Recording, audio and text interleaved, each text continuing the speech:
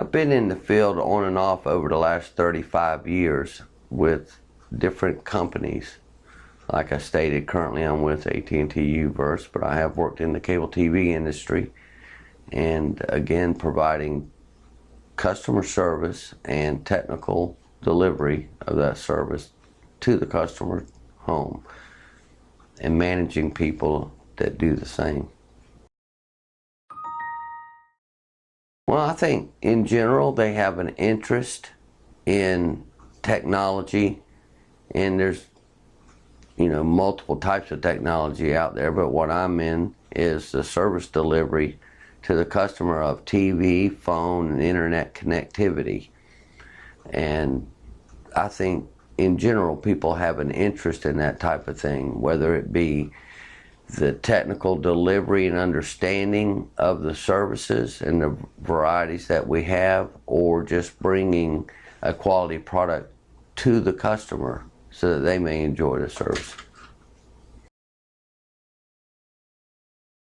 Well, I think multiple aspects of education at various levels could help an individual, but certainly your math skills, your ability to read and write and comprehend is critical, because not only are you a technician, but you're going into people's homes and you're explaining products and services, and maybe even how to look up things with their products and services, and understanding billing and that type of thing. So, a good foundation of math and English would be essential at the high school level at the very least, and hopefully you develop your skills through either technical trade education courses or higher education at a collegiate level, whether it be an AS or a bachelor's or even further. So people become engineers. A lot of times that occurs throughout the course of the career. An individual may get started, maybe they can't afford to go directly to college. They get started with an organization, they develop skills through the organization's training, and then from there are guided maybe into other technical courses or educational pursuits, degrees. And certainly the further your education extends, the more potential you have for growth within the industry.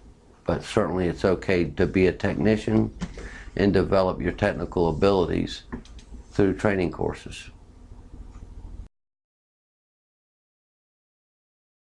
Well, again, that's dependent upon whether or not you want to go into an independent contractor field where you subcontract your skills and talents to a company that delivers these products and services for another larger organization, or you're going to work directly for an organization that may provide that equipment. So a technician would have to become familiar with the basic hand tools, screwdrivers, hammers, pliers, things of that nature. They have to know how to utilize ladders, whether it be small step ladders or larger ladders up to 28, 32 feet that will allow them to get up into spaces that are above ground, obviously. But you got your standard hand tools, shovels, again, the hammer, the pliers and whatnot. But then as you get into the technical aspects, you need field strength meters, you need iPads or computer-based testing capabilities. So a PC or laptop, iPad would be essential to you progressing within the field and understanding the job. So some equipment can be very expensive, some less. But if you're just troubleshooting, let's say a wire, for example, a basic voltometer would help an individual to be able to troubleshoot whether or not a wire has a short in it or an open, how long it is, things of that nature. So the tools and equipment that are needed to perform the functions of the job go, again, from your basic hand tools to your more elaborate technical equipment, field strength meters, again, PCs, iPads, so that you can engage the software available to diagnose, identify problems. but don't necessarily have to be purchased by the individual. They may be provided by an organization.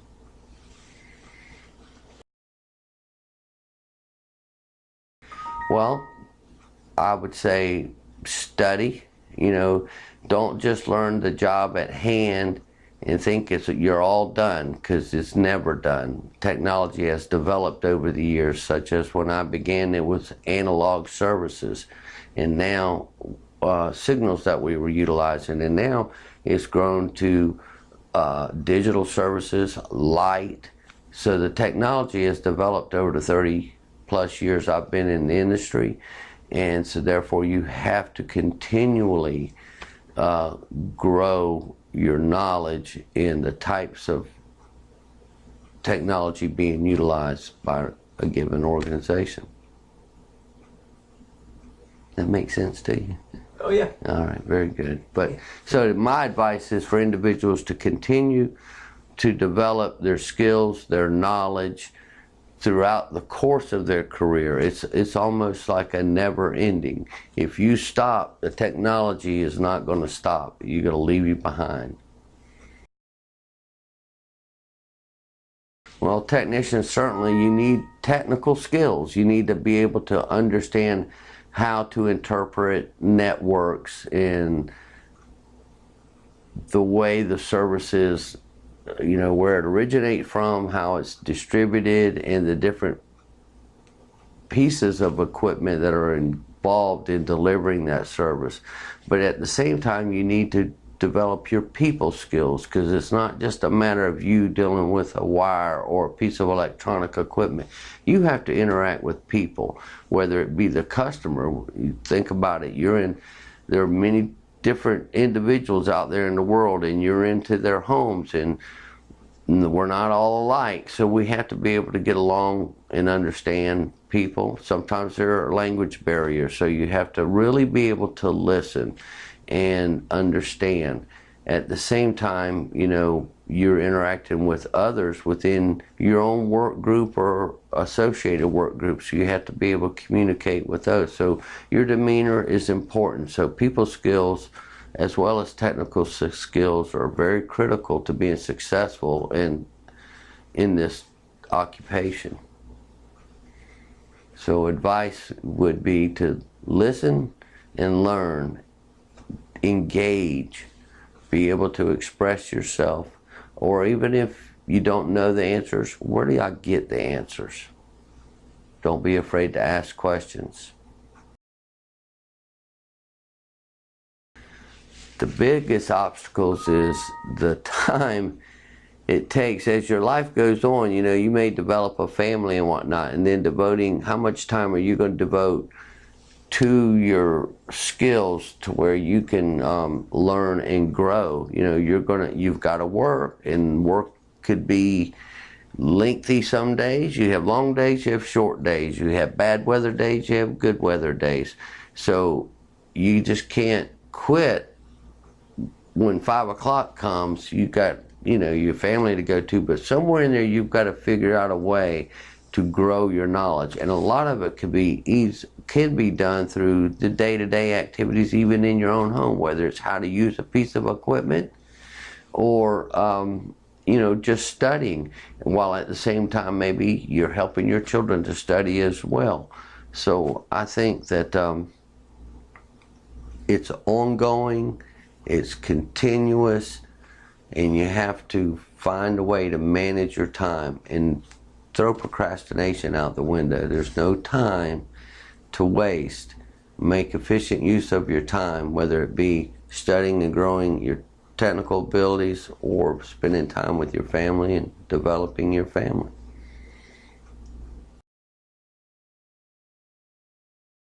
Again, I think it's cooperation with others, whether they be leaders or my peers. It's understanding and asking questions when I don't understand. Follow through is critical. You can commit that you're going to do something, but if you in fact don't follow through and do that something, whether it be getting a part or a piece for somebody that they desired, or making sure that a repair you made was followed up on and completed. Let's say there's exposed wire left above ground. Someone else is coming to repair it, to bury it, and you don't follow through and put in the ticket, then the customer becomes unhappy because of an exposed wire. It could also be a safety concern.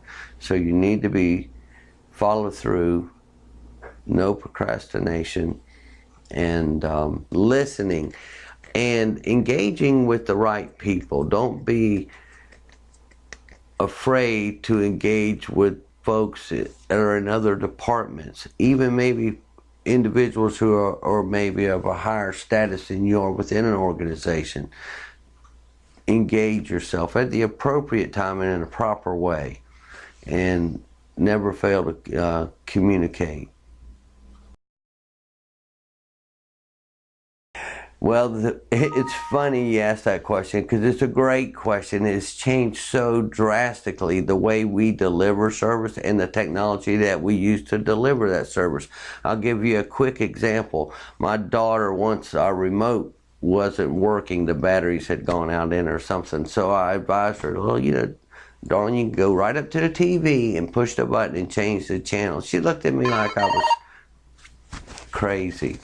So I explained to her that when I was young, that in this town we had TVs without remotes. They had turn dials on them, and you'd go up to the TV and select a channel.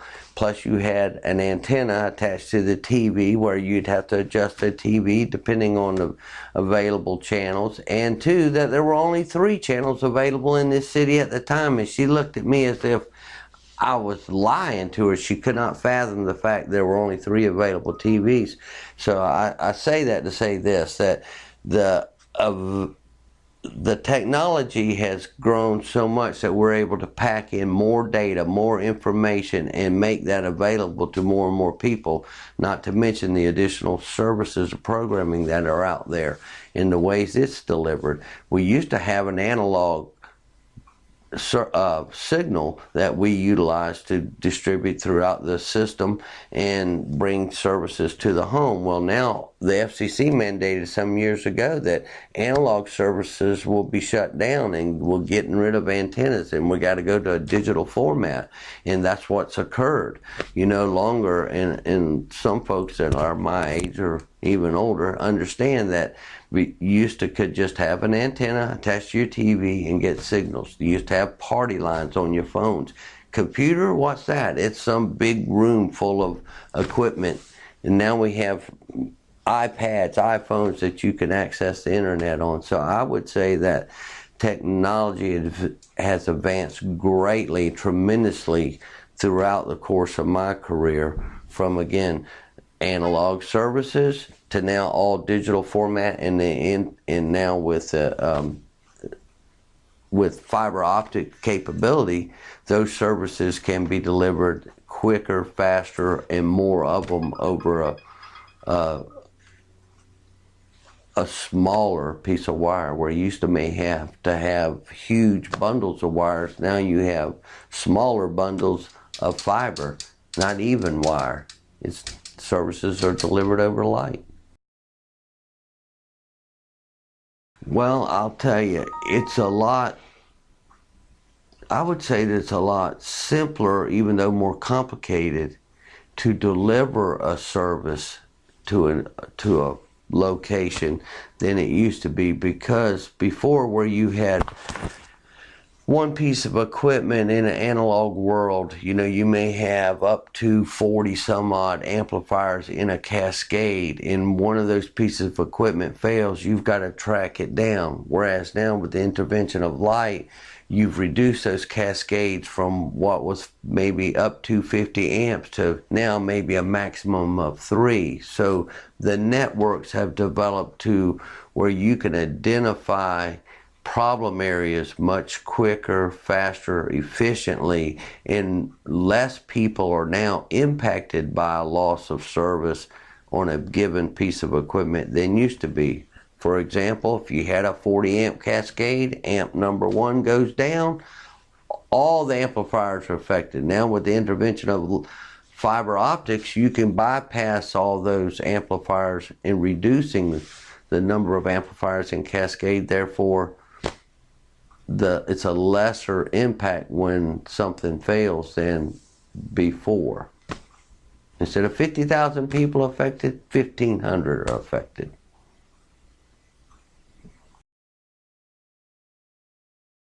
Well, I think the largest investment is time, commitment.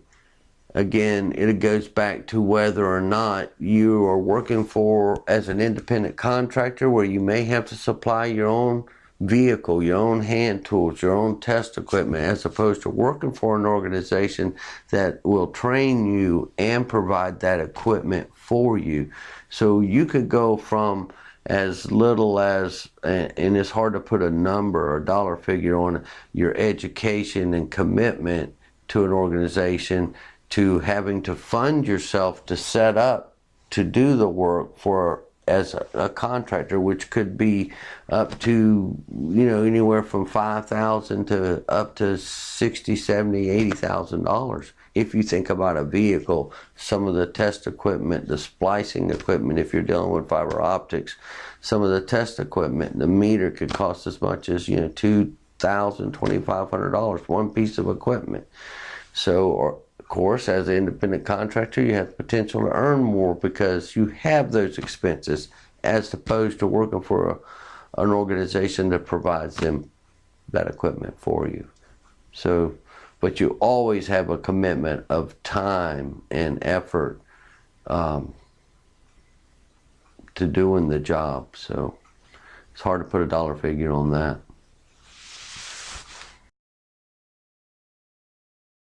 The risk is that you could, although you may mean well, if you don't develop your skills and your knowledge and or are unable to communicate to others what it is you're doing or why you're there, then the risk could be a catastrophe of service delivery. You don't accomplish the job. Maybe you're unwilling to climb, or unable, for fear of heights, to climb a pole. There's risk involved with that, not just not getting the job done, but the harm that you could cause yourself, injury to yourself or others by improperly utilizing equipment. Just the fear factor. The rewards are very satisfying. You go into a home, you're delivering connectivity, whether it be TV, phone, internet, and all the individuals in the home, there may be one person live there, there's maybe a group, a large family, and everybody's got their own thing they like to do, and you're delivering service to where it enables them to do their studies, have their entertainment, communicate with friends and family through the products that you delivered into the home and installed and made them work. Or maybe you come out on a repair, and it's the holiday season right now, and we've lost our internet connectivity, and someone maybe who's homebound is unable to communicate with family and friends, and you come in, you make the repair, now they're able to communicate with friends and family. And two, the growth within the industry, as you learn and educate yourself, you have the ability to grow within an organization and lead. Maybe you become a leader, or maybe you become a highly qualified technician and you're working in a larger capacity that has greater responsibility. So that could be very rewarding in and of itself.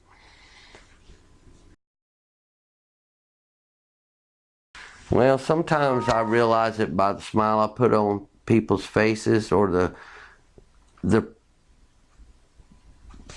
congratulations that I may get. Maybe I'll earn a bonus on a monthly basis that tells me you're doing a fine job.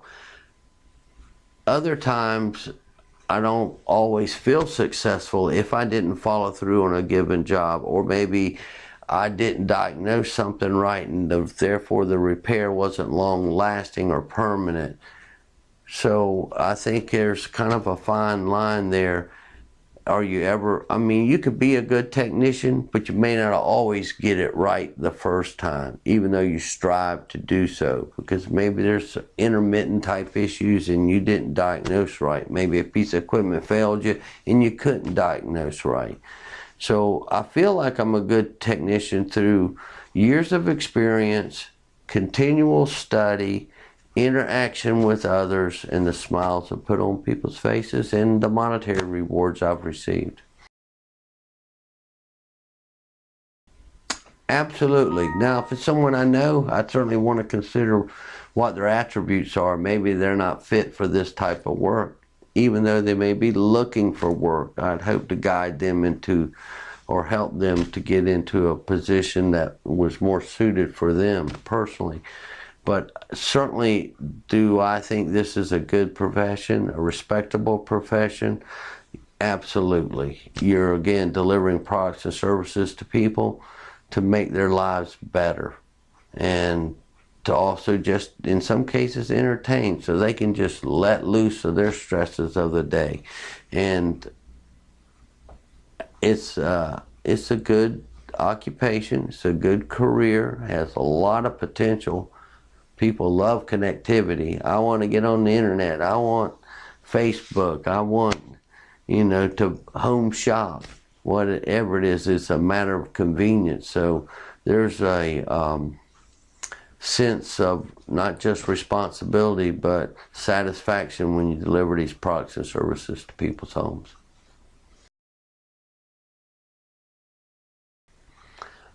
I certainly don't have a problem with people contacting me. My company may have a problem with me sharing their information, so I can't necessarily do that. But as an individual, I certainly wouldn't have a problem in speaking with people, and have done so in group settings or individual settings. So if I can help someone along the way to improve their life, then so be it. I would be willing to do that. How we'd go about sharing the information to people to contact me, I'd have to think about, because at some point, it could be intrusive into not just my life, but my wife's life. So I have to be careful about that. I'd have to think about how to put that out there. But on a daily basis, as I go into people's homes, I provide my contact information. Part of the reason I'm sitting here doing this interview today is because I was willing to provide my contact information. And Elias contacted me, and here I sit. Hopefully it's going to turn out great.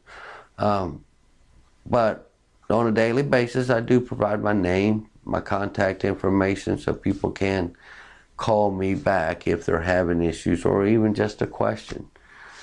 And if through this may be a means by which I can help others right now just by this viewing of this video.